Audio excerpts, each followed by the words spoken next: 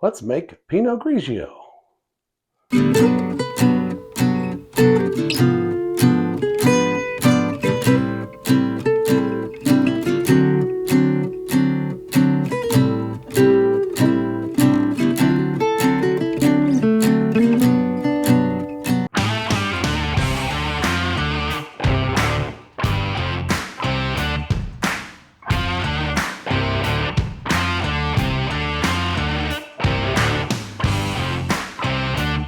Hey, welcome back to Smokin' and Drinkin'. I'm Mike, and today we're going to make Pinot Grigio.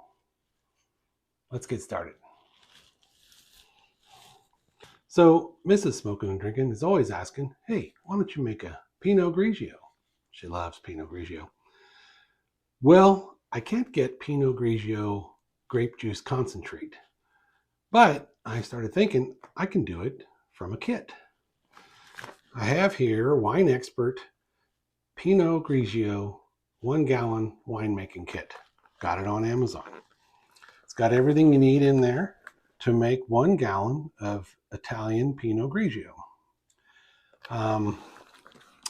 So it's gonna be a little different. We're gonna just do this step by step. We're gonna follow the instructions in the box.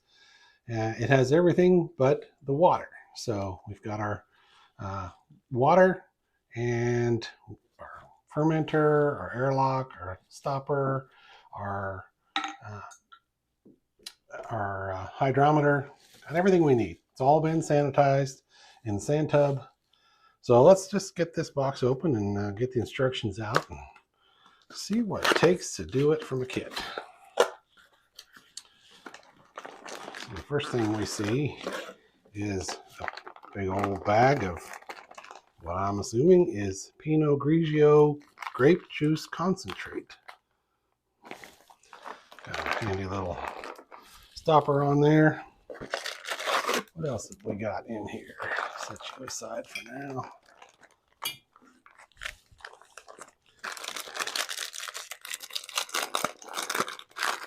And our instructions and some other additives the way it looks here. All right, let's see. Instructions: 1 gallon, 4-week winemaking kit. All right. Looks like we have 5-gram packet of bentonite. Bentonite is a clearing agent, fining agent. It's basically food grade clay, and that helps draw all of the sediment and things, the lees, to the bottom, helps them drop to the bottom to clear the wine. I use bentonite occasionally. Usually I just let time clear it, but I don't know. We'll see how this works. Maybe I'll start using bentonite more. We have another packet, 2 grams of sulfite / sorbate. 2 grams of sulfite / sorbate. And then we have Chitosan, 4 milliliters. That is a clearing, a fining agent. Usually they're used in conjunction with another. This is Chitosan, 15 milliliters. Usually use those together, I think, at the end of the process. Help fine to clear your wine. And then, of course, we have yeast. It's 2 grams. Nondescript yeast. Doesn't say what kind it is, but. And then it says we need a fermenter, primary fermenter, which is, we're going to use the glass jug. It says a secondary fermenter. We'll use the same type. We'll have another one like that. Racking tube. We have a racking tube. We won't need that yet. Fermentation lock and stopper. We have that. Mixing spoon. We've got that. Got our big old ridiculously large paddle. Solid bung. Have that. Our hydrometer and our cylinder. Wine thief. We use our good old turkey baster instead of a wine thief. Bottle filler, we'll get to that during bottling, and of course wine bottles. So looks pretty straightforward. Let's start at the beginning. Step 1, day 1, primary fermentation. Clean and sanitize your equipment. Did that. Pour 1 cup of hot tap water into the bottom of the primary fermenter and add the bentonite. Okay. So we have our fermenter. Set these aside so I don't lose them. All right. Don't need that just yet. We have our 1 cup of hot tap water and our bentonite.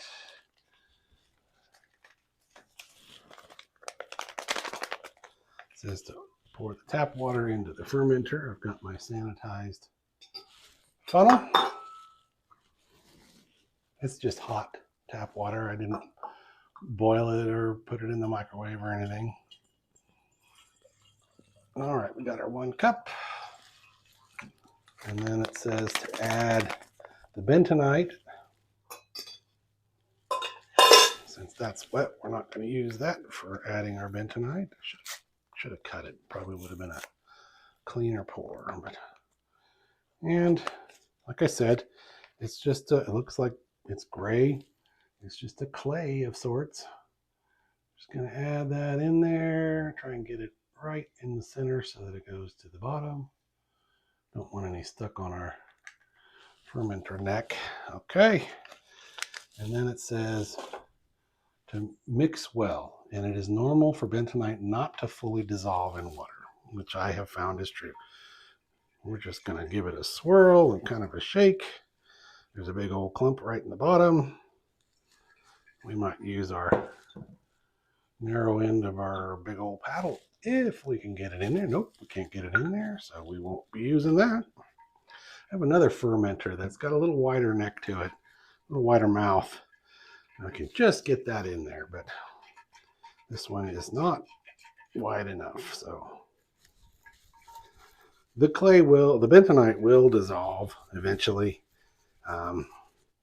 We got most of the big clumps out of there. That good shaking going on there. There's a couple in there yet, but that's all right. It will dissolve. Then it says pour the contents of the juice base bag into the primary fermenter. That is our grape juice for our must.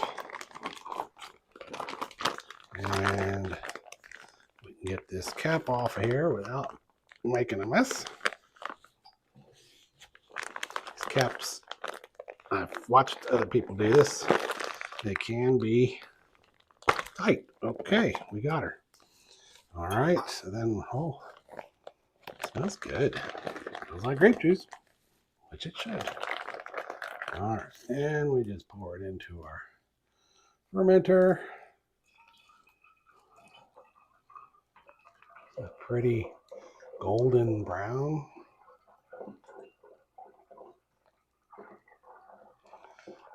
Usually, when I'm making a varietal grape wine, I get my grape juice concentrate from a company called Coloma Frozen. Get it online.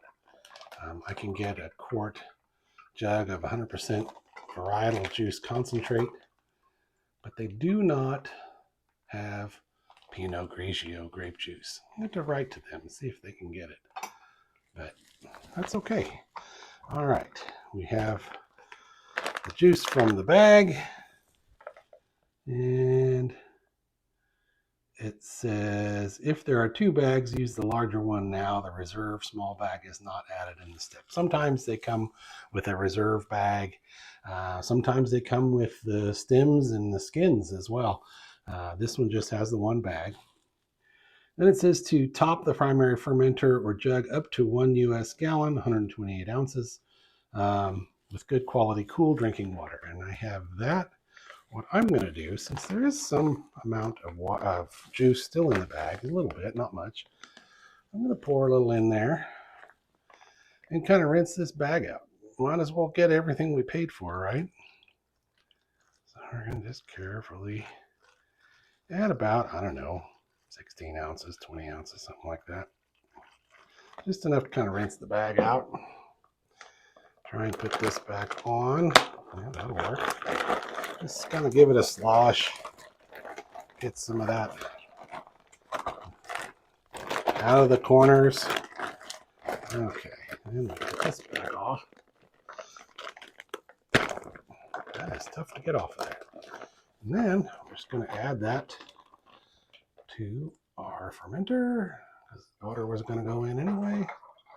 Ooh. Yep, sometimes you want to lift your funnel a little bit, give it a gap so it doesn't seal off the fermenter and bubble like that. Sometimes you need 3 hands. Or, to be very ambidextrous, I don't know, that's not the word. Anyway, okay.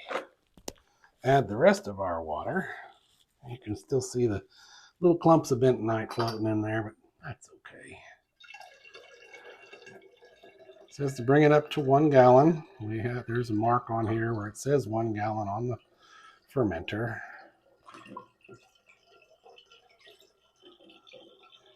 I usually hold a little bit back. I don't quite go to a full gallon right away. In case there's any additives or mixing, we'll have to do some mixing here. Let's jump ahead a step or two, see what we're going to be adding to this. Doesn't really say we're going to, just the yeast is about all we're going to. It says if your kit contains oak chips or granular oak, you can stir that in now. I don't generally oak or add oak chips to a white wine like this. This is a finer, or just it's a white wine. So nothing to add there. It just says sprinkle dry yeast.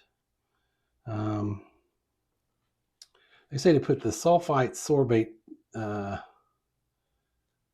with the sulfite solution. That's what we put in our airlock. We use our Chitosan. I don't believe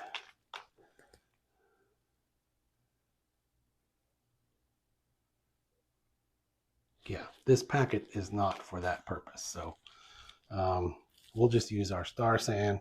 All right, since we're not adding anything else, we can bring this all the way up to 1 gallon.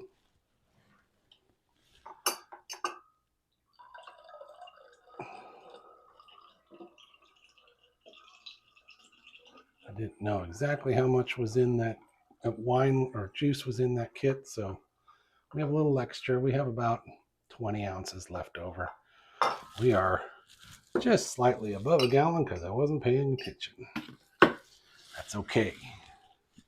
So we've got our 1 gallon plus a couple ounces.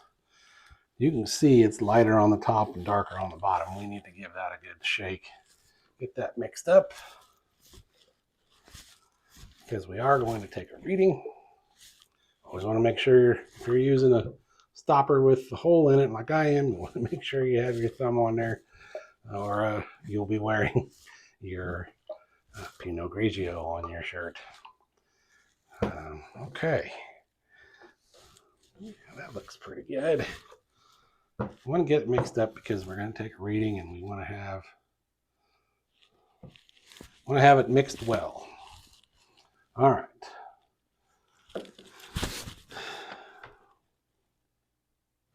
They don't tell you to take a reading, but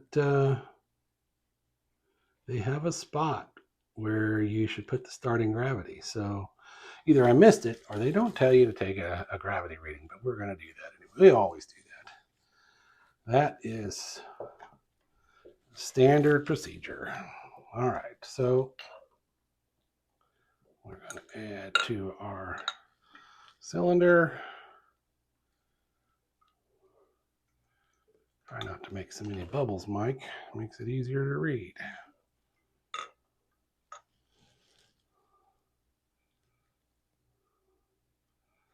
All right, we are floating. Got bubblage as usual. Well,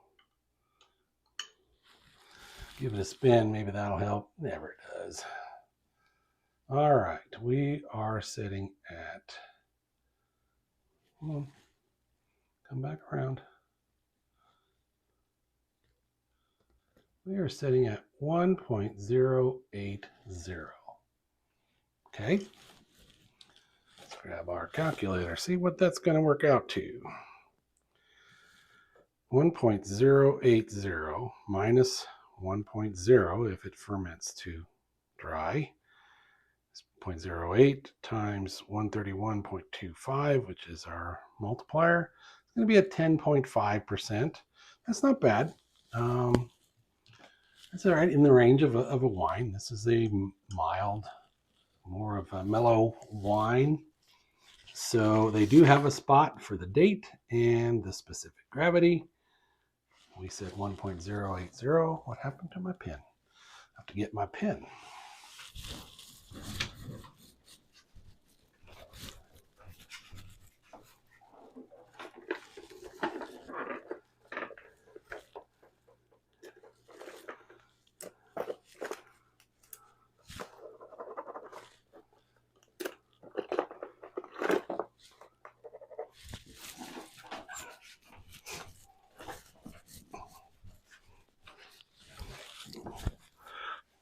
Okay.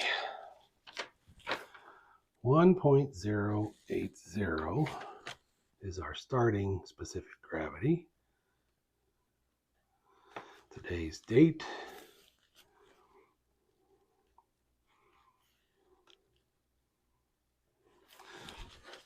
All right, and then it says, let this sit. Keep fermentation area warm, 68 degrees Fahrenheit to 77 degrees Fahrenheit for the entire winemaking process. Our room is about between 70 and 72 degrees Fahrenheit, so that's no problem. That's right in range. So you noticed I had to go find a pen, and you also noticed I'm still in the dining room. We're still working on my wine making, my studio. Almost there. Hopefully by the time this video is done, we will have the studio done, and that's where we'll do our wine preparation as well as our smoking fine dishes preparation.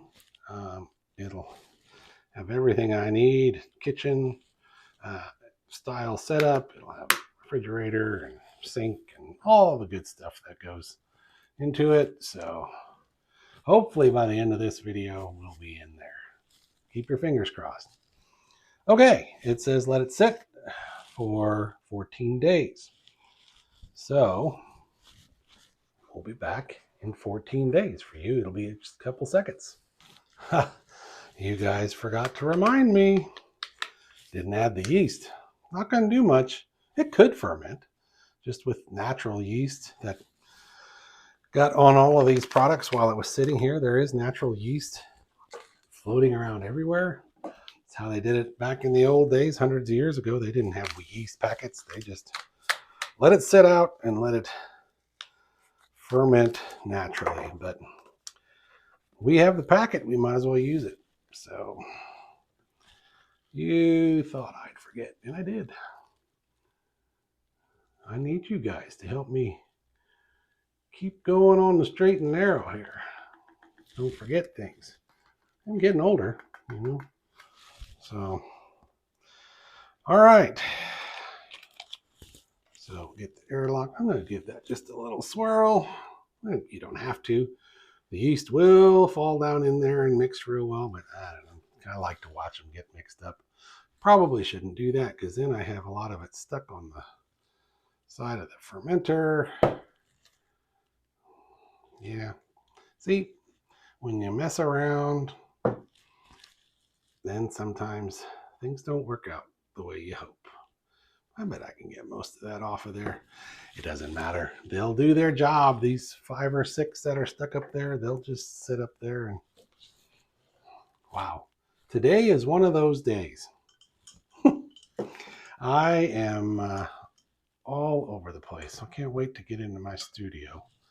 That will help keep me on track. This is going to put us up well above a gallon. We're going to be into the, yeah, we may end up having to put a blow off tube on here. That is pretty high up. If it gets to fermenting real active, we could get a volcano. It'll come bubbling out of there and making a whole mess. We're going to set it on I have an aluminum tray that with high sides, it'll catch it if it does boil over. If it gets real active and we have a volcano, we'll put a blow off tube on it. No problem. But just a little more cleanup. It might not. It might just be a slow, steady fermentation that doesn't get too crazy. But we'll put it in a tray just in case. And again, be back in a couple of weeks or a couple seconds. Okay, we're back with the Pinot Grigio. It's actually been 3 weeks. Instructions say to wait 14 days, but came down with a cold. You can kind of hear it. I'm still kind of nasally, but took an extra week, but that's okay. It actually gives it more time to finish fermenting. I'm almost positive it's going to be done. There's no more activity in the airlock. There is some gas in there, some carbon dioxide. We'll probably want to degas it a little bit, but we'll follow on with the steps here from our kit. And step 2, we're supposed to take a reading, which we do, and then we'll add our sulfites and sorbates. But let's set this aside. First step today is to take a reading. So I'm going to get this off. I'm going to be real careful not to disturb this. It actually is very clear. I moved it from my fermentation cabinet yesterday and stirred it up, so I waited another day.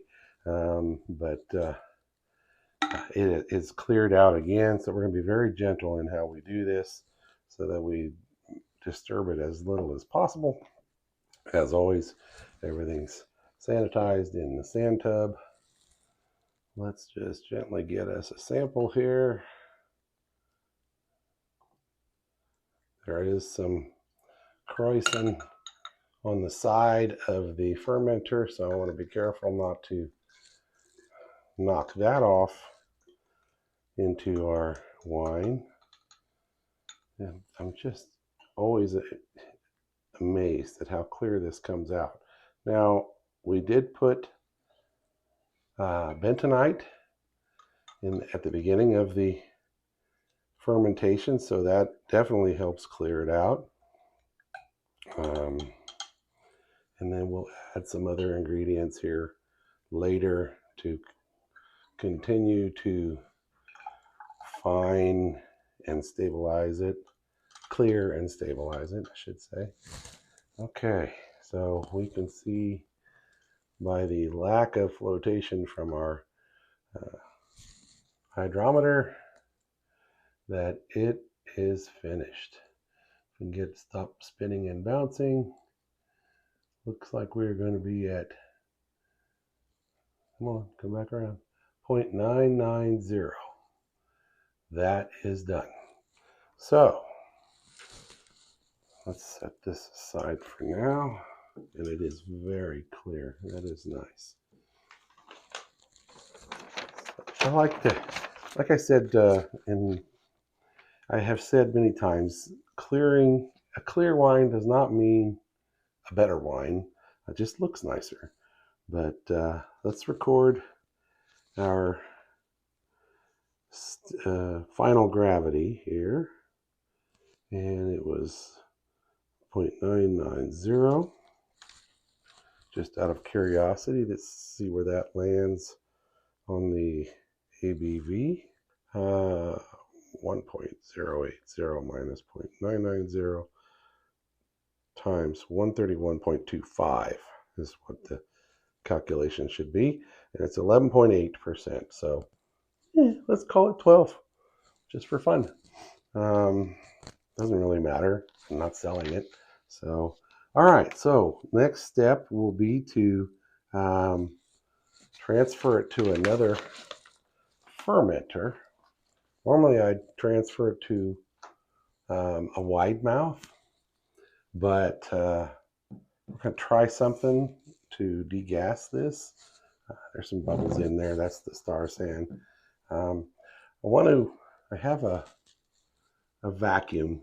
It's a VacuVin designed for taking the oxygen and carbon dioxide out of a bottle, but that little dude fits right over that as well.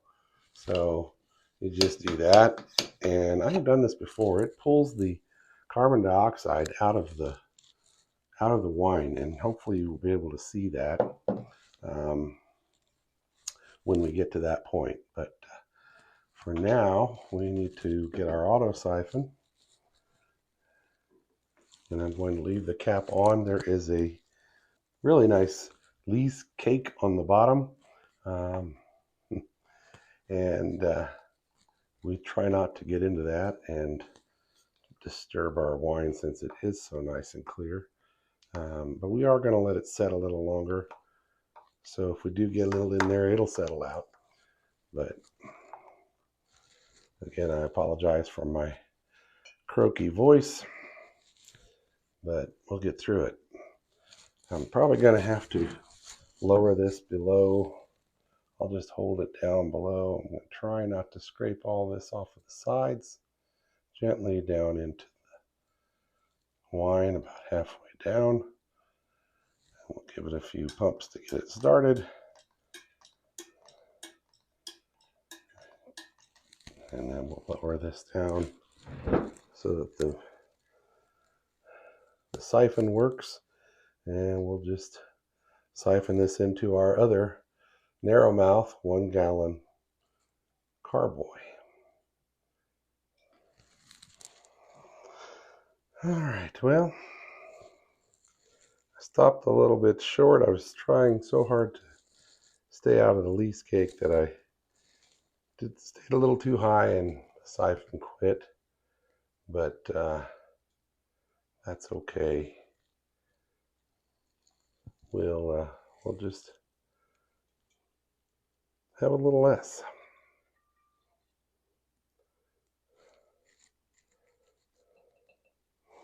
I could get that out of there, but you know, I'm really trying to keep this clear for some reason. I'm not really sure why, but well, let's just set that whole thing aside for now.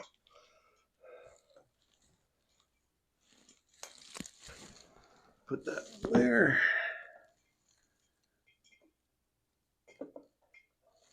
Okay, that's okay.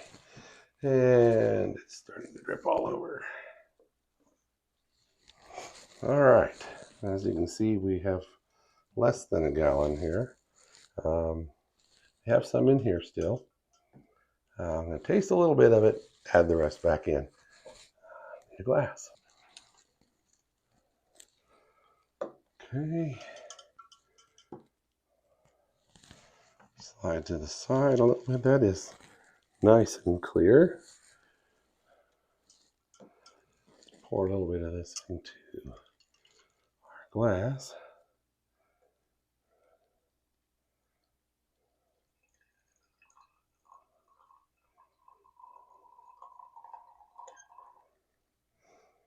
Well, it's a little bit left to go. Well, we may as well just drink it. That's okay.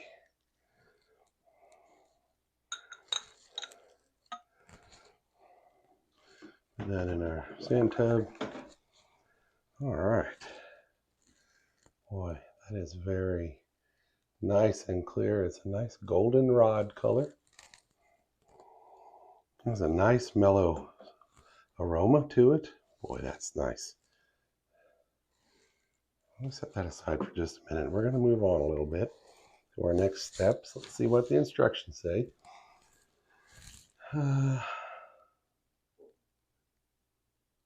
Add the sulfite and sorbate packet. They mix the sulfites and the sorbates together in one packet. This is to to make sure that the fermentation process is stopped and won't start up again. I'm not too worried about that. There's nothing left to ferment. I'm going to gently add that in. Try and get it all in the wine and not on the side.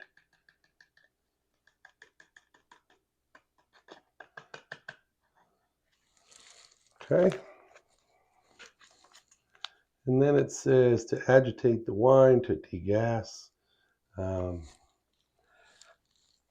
I don't like to agitate. I mean, we could have put it in a pitcher and used our ridiculously long paddle. But I am going to, as I said earlier, going to use our VacuVin to draw the carbon dioxide as well as whatever oxygen is in there. This is a lot of headspace. Not real happy with that. I don't know if you can see that, but if I can bring you in here closer, have a look at that. It's nice and clear. I don't know if I can do this one-handed. I'm sure I can't. Let's see if we can set this up over here. Try and be clever. I don't know if you can see that, but you can see the CO2 bubbles coming up as I draw them out of there. It's the same process as agitating it or stirring it. If we didn't have a lot of headspace, I might consider putting a bung on it and gently shaking it, but there's a lot of headspace there. So you can really see there are a lot of bubbles. So it is really drawing that out. That's pretty cool. And the little stopper stays on there, so I don't really have to keep pumping until the bubbles stop. When I've drawn everything out and the siphon can't pull anymore, it'll start clicking. But there was a lot of headspace there. And as we've said before, oxygen, the carbon dioxide will force the oxygen out of the carboy. So we don't really need to worry too much about oxygenating it. But we do want to get the gas out of there because that does tend to affect the taste. So you can hear that clicking. It means I've got about as much vacuum on there as I can get.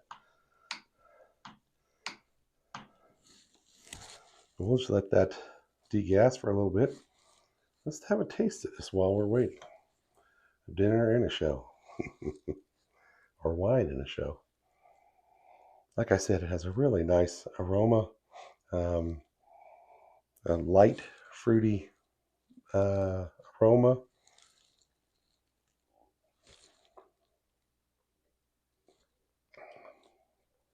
That's really nice. It is young.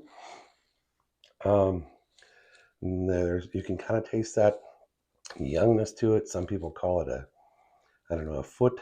I don't know why they call it that, but that kind of comes with age and goes away with age. So this is gonna mellow into a real nice Pinot Grigio. Mrs. Smokin Drinkin will be happy because she loves Pinot Grigio. Bubbles are kind of slowing down just a little bit. We'll have them go a little faster. It's kind of fascinating. Just sit there and watch the bubbles. Maybe it's because I'm still coming off of this cold, but I'm easily amused. But I am very pleased with the clarity of this too.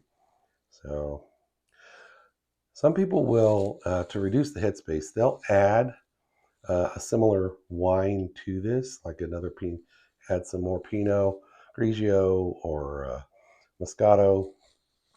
I could also add some glass marbles that have been sanitized. I've done that before. We're not going to let this set in the carboy too terribly long. We do have one other step. They've included Chitosan and Kieselsaal. We'll add those. Those are fining agents to help clear it. The Kieselsaal must have had a leak in the package because it's pretty well dried up. So we won't be able to use that, but that's okay. It's just a... So what happened, these two are used in pairs, usually the Chitosan.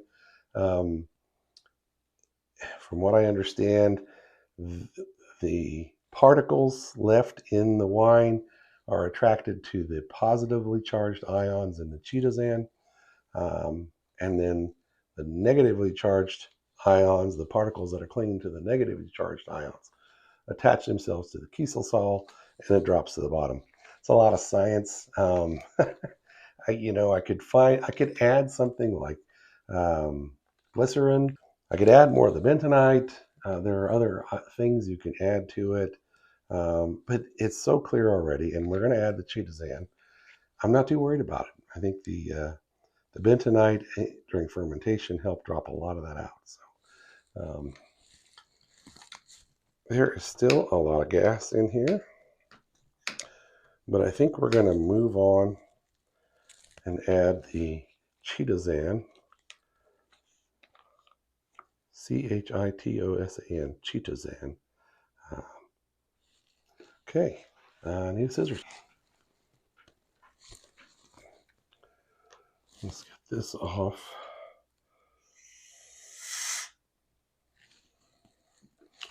And then let's add our Chitosan. Just gonna snip a corner off. And this is a liquid, so it's a little... There we go. Just have to be deliberate about it. Won't get it all in there. Directions say to add the Kieselsaal about an hour after the Chitosan, but since we're not going to add it, we don't need to worry about that. And let's put this back on. A little rubber stopper came off. And let's pressurize this up again and pull some more of the carbon dioxide out of there.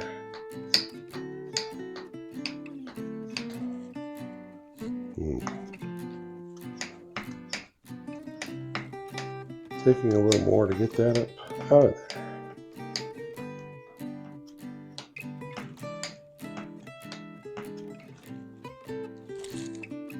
There we go. So I'm just going to set that aside. What does the last of our instructions say? Alright, fit an airlock and a stopper and let it set for 24 hours. I think we're pretty much at the bottling stage. You let it sit for a little while. I'm going to age this in the bottle, so tomorrow when the sorbates and sulfites and Chitosan all have had time to work, we're going to bottle this. So for now, I think that's where we need to be. You've all seen the bottling stage, so I'm not so sure we need to show that. So I think we're going to wrap it up here. We'll do a tasting sometime down the road. I'd like to do a 1-year tasting. If I can get a bottle to last that long before it's consumed. But I'll show a video when we do our final tasting. So it'll probably be a 1-year tasting. Whites don't generally last quite as long. They can last 1 to 2 years if they're kept properly. Since I am not an expert at this, I generally don't like to keep them much longer than a year. You know, I don't do some of the things that professionals do, but we'll be sure and show you a video when we do our 1-year tasting. So that's it for the Pinot Grigio from a kit. As always, thank you for tuning in to Smokin and Drinkin. Remember to like and subscribe and hit that notification bell. And as always, Prost!